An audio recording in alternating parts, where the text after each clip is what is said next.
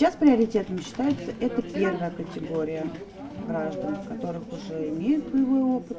Условия частичной мобилизации, самые востребованные военные специальности и кто имеет право на отсрочку. Вопросов у татарстанцев много. Ежечасно в колл-центр поступает до 80 звонков. Очень много хотят идти добровольцами. Даже люди, которые уже не призывного возраста, допустим, 65+, они готовы идти. То есть, в любом случае, таким даже мы говорим спасибо вам большое, что вы вступаете в ряды добровольцев.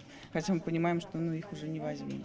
Таких колл-центров в республике 2, в Казани и Набережных Челнах. Сменяя друг друга, трудится 50 человек. В среднем на обработку одного звонка уходят 3 минуты. Если поступил звонок, то есть сразу на экране отображается приветствие, что надо спросить. И уже по мере поступления происходит общение с клиентом и уже отвечается на вопросы, которые задают. Колл-центр, запущенный Минцифрой Республики, показал свою эффективность еще 2 года назад во время пандемии. Горячая линия по вопросам частичной мобилизации заработала 22 сентября. База знаний тоже ежедневно растет, то есть на 22 сентября ответов на вопросы у нас было в количестве, если брать, то это порядка 60 вопросов, типовые вопросы и ответы, то сегодня это уже порядка 150 ответов на вопросы, то есть мы ежедневно увеличиваем нашу базу знаний.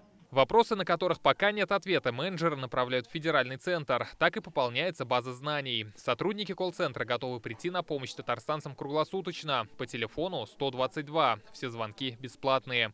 Рамиль Галиуллин, Данил Филатов, ТНВ, Казань. Закажи рекламу на ТНВ. Телефон в Казани 5 705 100.